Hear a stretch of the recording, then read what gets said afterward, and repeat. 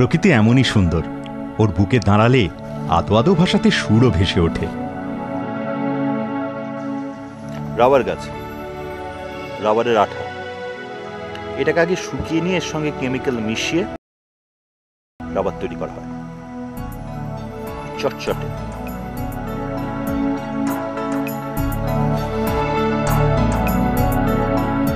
প্রকৃতির সঞ্চিত সম্পদ আহরণের কি অসাধারণ প্রাকৃতিক পদ্ধতি। বাবা, এটা দিয়ে কি রুটি তৈরি হয়? না বাবা, ওটা আটা আর এটা আঠা। তোর এই অঙ্কের বইয়ের পাতাটা যেটা দিয়ে জুড়লাম, ওই জিনিস তৈরি হয় এটা দিয়ে। আমরা এখন কোথায় যাচ্ছি বলতো সৃজন? জানি না তো। আমরা এখন ঝালংয়ের দিকে যাচ্ছি।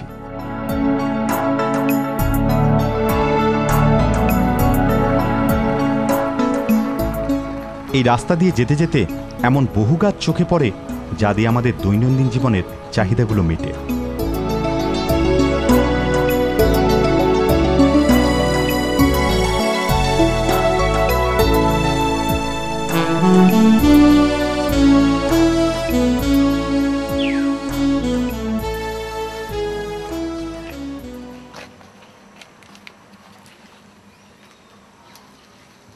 কোনো কিছুর সঙ্গে মিল পাওয়া যাচ্ছে?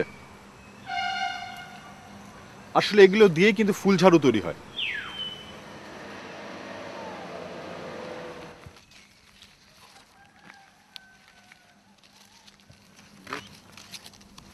বেশ কিছু কাজ একসঙ্গে নিয়ে তৈরি হয় ফুল ঝাড়ু।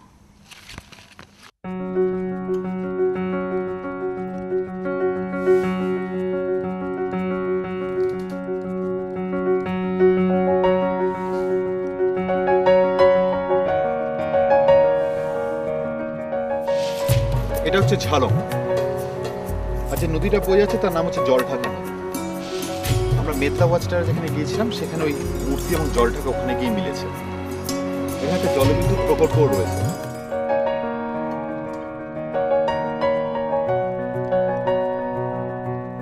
আর ওপাশে যে পাহাড়, সেই পাহাড়টাই হচ্ছে ভুটানের পাহাড়। অর্থাৎ এই পাশটা ওয়েস্ট বেঙ্গল, জলঢাকার ওপাশটা ভুটান। এক পৃথিবীর বুকেই নীল পাহাড়ের প্রাচীর গড়ে দিয়েছে সীমানা। পশ্চিমবঙ্গে দাঁড়িয়ে ভুটানটাকে ঠিক যেন স্বর্গলোকের মতো লাগছে, আর ভুটানে দাঁড়িয়ে পশ্চিমবঙ্গটাকেও বোধ হয় এমনই লাগে। চালসা থেকে ঝালংয়ের দূরত্ব প্রায় ৩৫ কিলোমিটার। আর যদি কেউ শিলিগুড়ি থেকে এখানে আসেন তাহলে প্রায় ৯০ কিলোমিটার রাস্তা অতিক্রম করতে হবে। প্রতিদিন শিলিগুড়ি থেকে ২টো বাস আসে এই ঝালংয়ে। শেয়ার জিপও পেয়ে যাবেন চালসা থেকে। ও বাবা, পাহাড়ের ওই পাশে নিয়ে চলো না। না বাবা, ওখানে যখন তখন যাওয়া যায় না। কেন? তুই তো এখন ছোট, বুঝবি না। বড় হ, বুঝতে পারবি। সত্যি আমরা বড্ড তাড়াতাড়ি বড় হয়ে গেলাম। ছোটবেলার সেই রূপকথার কোনো পরীর পিঠে চেপে কত দেশ বিদেশেই না ঘুরে বেরিয়েছি। তখন ভুটান তো কোন ছাড়, কেউ যেখানে যেতে পারে না সেই মেঘপুরী, অলকাপুরী সব জায়গা একেবারে চষে বেরিয়েছি। আসলে স্বপ্নের তো কোনো সীমা নেই, তাই সীমান্ত রক্ষীরও কোনো প্রয়োজন নেই। কিন্তু আজ সৃজনের মতো আরো কত শিশুর স্বপ্ন কাঁটা তারে এসে থমকে যায়।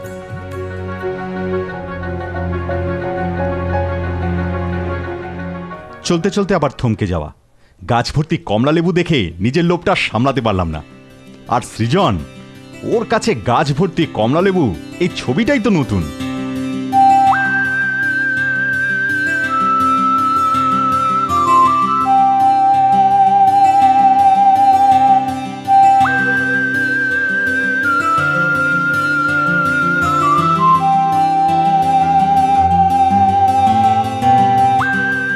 কমলা লেবু কে দিয়েছে? দেখতে দিদা। ওই দেখি দেখি কমলা লেবুটা দেখি।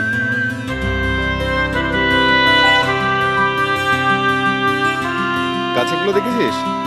গাছেগুলো কোথায় রে? গাছের গুলো ওই তো, ওই ওখানে রয়েছে না? ওই।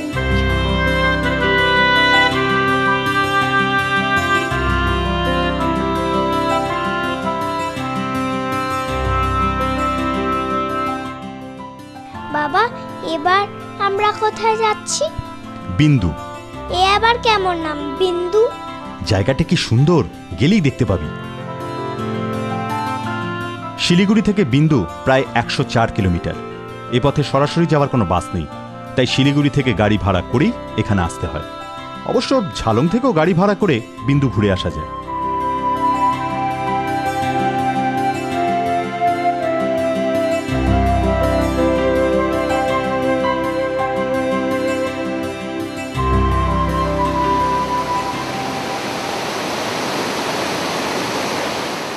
কি সুন্দর ঝর্ণা, এর নাম কি বাবা?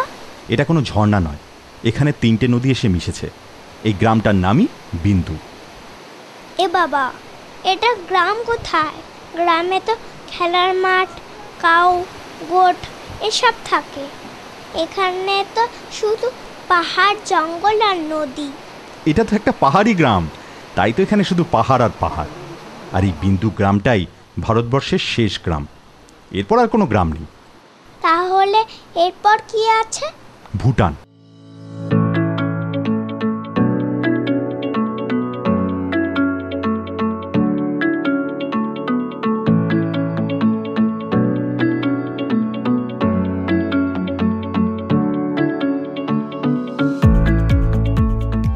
এ গ্রামে নিয়ম করে হাট বসে।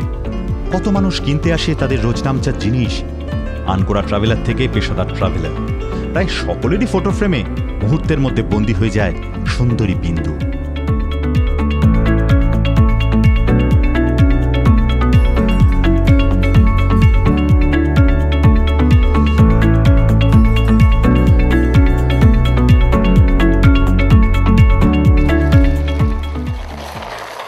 এরা বিন্দুর ছেলে, মেয়েও আছে।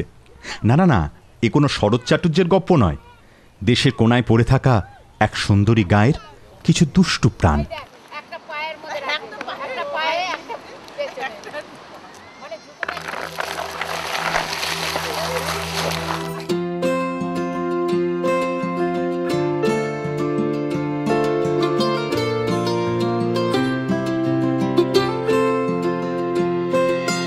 জলঢাকা হাইডাল প্রজেক্ট। পিছনে যে ব্যারেজটা রয়েছে তার নাম হচ্ছে বিন্দু ব্যারেজ। ওখানে 3টে নদী এসে মিশেছে, নিচু, দিচু এবং বিন্দুচু। তবে ওই অঞ্চলে কিন্তু ছবি তোলা মানা।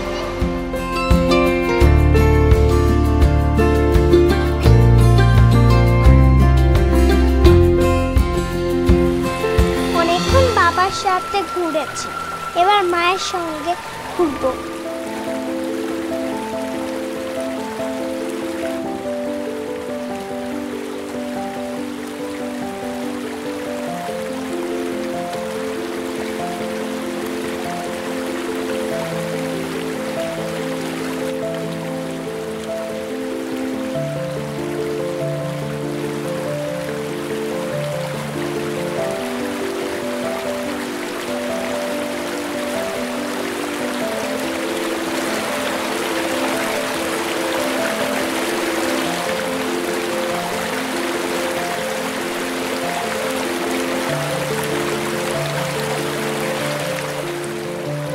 সৃজনটা এখন মায়ের সঙ্গে ভিড়েছে।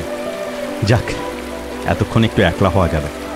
আসলে ভিড়ের মধ্যে থাকতে থাকতে মাঝে মধ্যে ভীষণ একলা হতে ইচ্ছে করে। কখনো একলা না থাকলে জীবনে মানুষজনের কতটা প্রয়োজন তা বোঝাই যায় না।